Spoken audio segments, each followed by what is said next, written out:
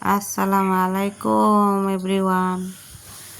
আজকে আমি বাসায় কি কাজ করেছি, কি বানিয়েছি এবং কি রান্না করেছি সেগুলো আপনাদের সাথে শেয়ার করব।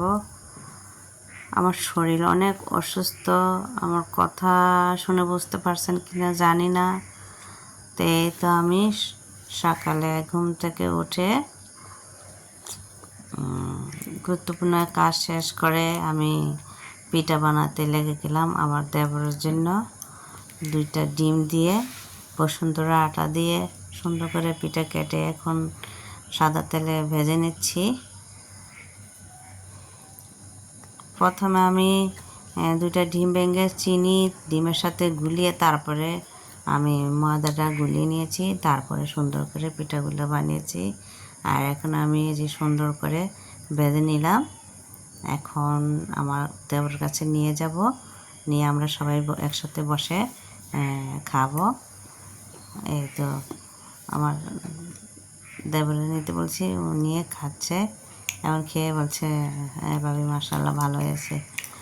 আমিও খাচ্ছি, আমার ছেলেমেয়েও খাচ্ছে। তো এদিকে আমি আজকে একটু গরুর গোশত রান্না করবো, একটু পোলাও করবো আমার দেওয়ার জন্য। তাই আমি আদা রসুন এখানে ব্লেন্ডার করে নিলাম। এই যে দেখুন সুন্দর মিশ হয়ে গেছে। অনেক দিনের জন্য, এটা 15 দিনের জন্য করে নিলাম।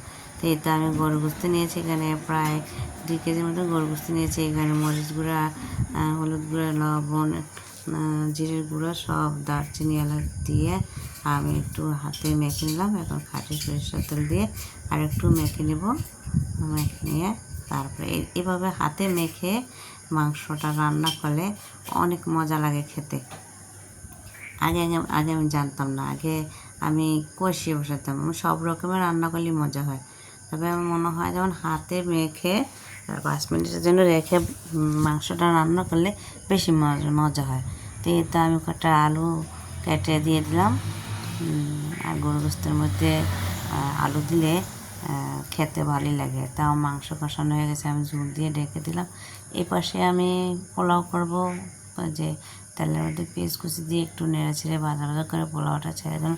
আজকের পোলাওটা আমি গাজর দিয়ে রান্না করবো, তাই গাজর আগেই কেটে আমি ভাপ দিয়ে ফ্রিজে রেখে দিই।